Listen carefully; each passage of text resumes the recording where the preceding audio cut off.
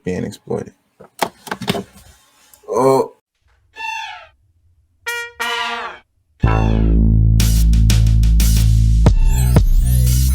my eyes are burning now. This is Michael Moore. It's the post with the picture. Michael Moore. He says, "Friends, on the first day of the 118th Congress, in a performance not witnessed by the nation in nearly 170 years, the House Republicans chose to commit a mass murder-suicide of their last vestige of electoral political power, putting on a humiliating show to the world and offering massive relief to all who worried about the damage they might do to the USA over the next 2 years.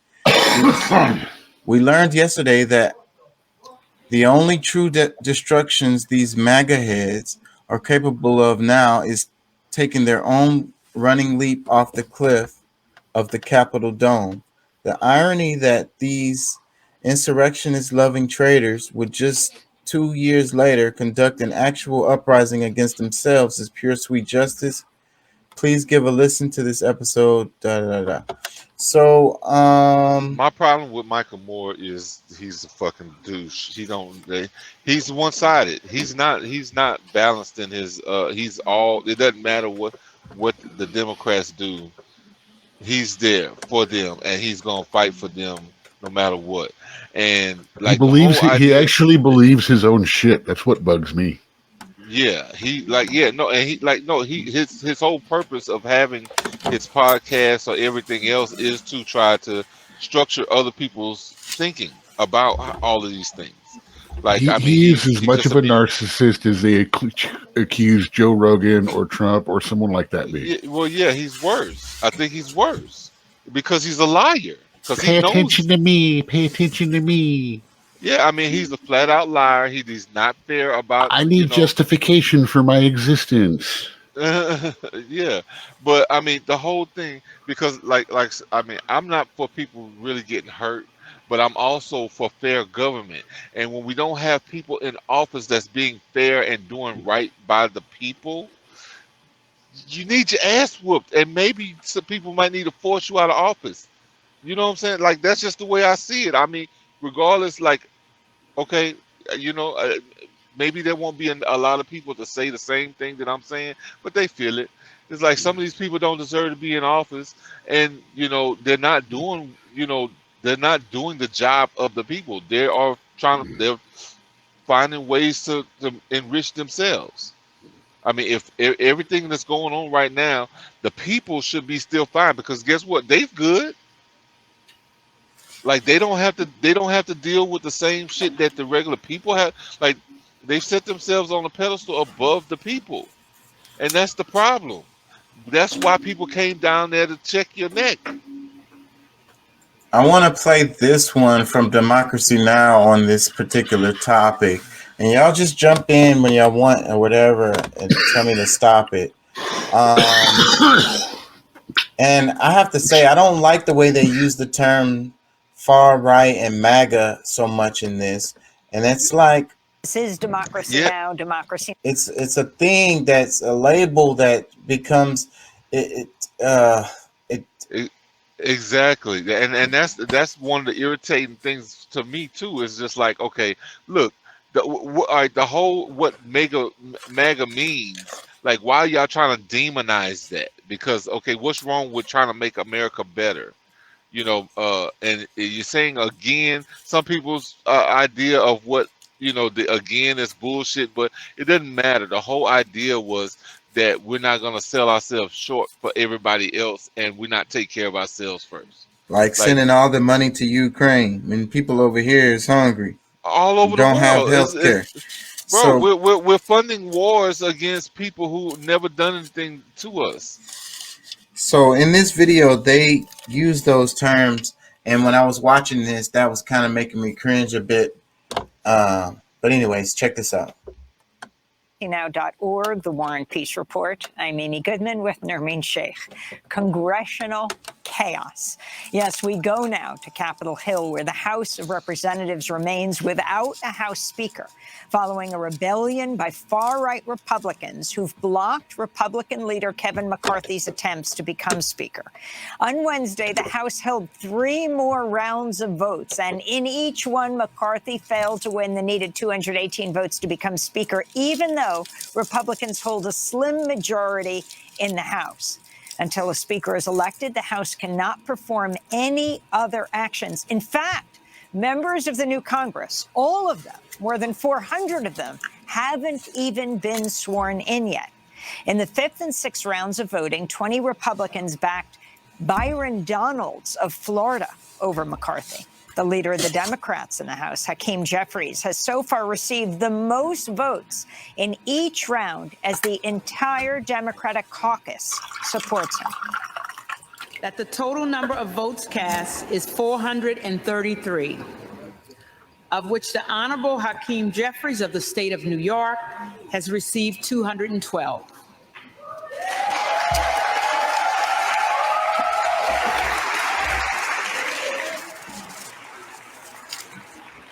The Honorable Kevin McCarthy of the state of California has received 201.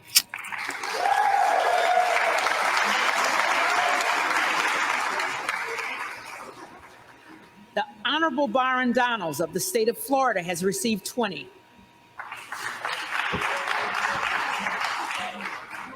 With 1 recorded as present. No member-elect having received a majority of the votes cast, a Speaker has not been elected. In a moment, we'll go to Capitol Hill to speak with Representative-elect Greg Casar of Texas, who's still waiting to be sworn in. On Wednesday, he appeared on a live Instagram video with New York Congressmember Alexandria Ocasio-Cortez. Everybody, Hey-o. what's up? How's it going? We got Greg Casar here. We've got the Capitol in the background. We're just kind of sitting here because I was supposed to become a member of Congress yesterday. We're still waiting.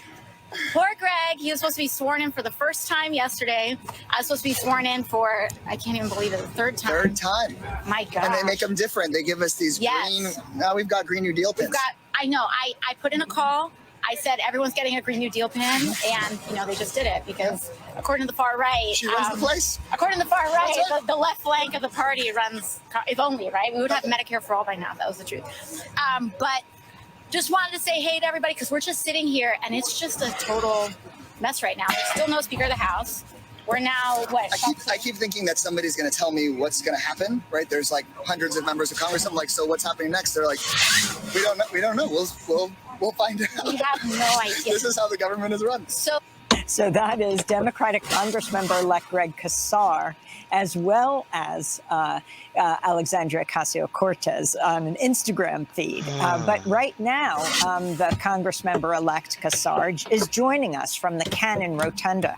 He's a former labor organizer and Austin City Council member. Also with us, Ryan Grimm, D.C. Bureau Chief for The Intercept. So, Greg Casar, this has been quite an initiation for you. I mean, in fact, in a way, the House of Representatives does not exist right now because you need to have a House Speaker before any one of the more than 400 Congress members are sworn in. Talk about your view from right there as you sit there, what's taking place. Explain to us what you understand is happening with McCarthy and his right flank. Good morning. In some ways, it's flabbergasting, as you saw with my conversation with Congresswoman Ocasio-Cortez. But on the other hand, it's not that surprising. There were so many members who have been here for decades who said this hadn't happened in a century. But my feeling is that we should have seen this coming because Kevin McCarthy and the top Republicans in the House have essentially been putting gas in the tank of this kind of Republican extremism and division for so long that, of course, this isn't just a tactic. This is part of their goal. They don't want a functioning federal government that can pass legislation and support working people. They want to continue to drag us further and further to the right, or even just not even have a Congress in the first place. And Greg, could you explain who are the hardline far-right conservatives who are holding up the selection of a House Speaker, the election of a House Speaker? You have essentially the most Trump part of the Republican Party, some real true believers in what I believe is an more authoritarian, much more strongly authoritarian form of government. And what they want to do is essentially change the rules of the House in their favor so that they can push the Republican Party further and further to the right. They're making arguments about how they want a more democratic process, but ultimately it seems to be a process that they want to have more power for themselves to continue to drive the government to the right. And Kevin McCarthy, to them, is essentially too much of a liberal. What is the left doing? Go ahead. No, I'm just saying, like, listen to what they said. Like, they're trying to, they're doing the very thing that they're doing. They're trying to demonize the Republicans for trying to have the same, gain the same type of power. Like, bro, like, are you serious? Like, they're trying to have some kind of balance at some point, because I mean, everybody still has to vote, but I mean, the Democrat, who was the leader before Pelosi? Oh man, she was in there way too long for me to be able to remember that, bro. Oh wait. It was Republican. It was he retired. What's his name? This was in the late 80s, right? I can picture his face, but I can't think of his name. Anyways. Was this in the 80s? All the way to present. He barely retired. Paul Ryan. And he barely retired not that long ago. Paul Ryan. Okay, yeah. No. The Trump stuff. I remember Paul. Yeah, the Trump stuff drove him up out of there. Yeah, but Paul Ryan was running the show. Yeah, that's who it was. Yeah, he ran for president and realized he didn't have as much juice as he thought. Shit, he was running the show for a long time. No, I said when he ran for president. Yeah, so they're saying Kevin McCarthy to them is essentially too much of a liberal. That's what this guy is, the point that he's making about talking about. He's saying that there's an extreme right wing of the Republican Party, and they're the ones that's causing this chaos, if you will. So the people who nominated somebody else to take the place of the Republican of McCarthy, they're the extreme, or is it that McCarthy? Because McCarthy probably would win if I mean he would definitely be in if he had the Republican support. So obviously there's a small portion, those 20 odd people, that is, doesn't want Jeffries or McCarthy. They nominated somebody else just to pretty much throw things off so there's no majority. Well, the point of it is to get concessions, is to get the House Majority Leader to, give that group some concessions, basically, I don't know, appointments. Well, like I said, I think the biggest problem with McCarthy is that he doesn't have anything that he stands on alone. Like, I mean, he's pretty much a supporting cast member, like whoever, you know what I'm saying? Well, at this point, because that's what they're saying, I was watching the videos about that. So because of this happening, that's what they're saying is like, basically he's going to become a puppet and his power is going to be dramatically diminished as a result of this.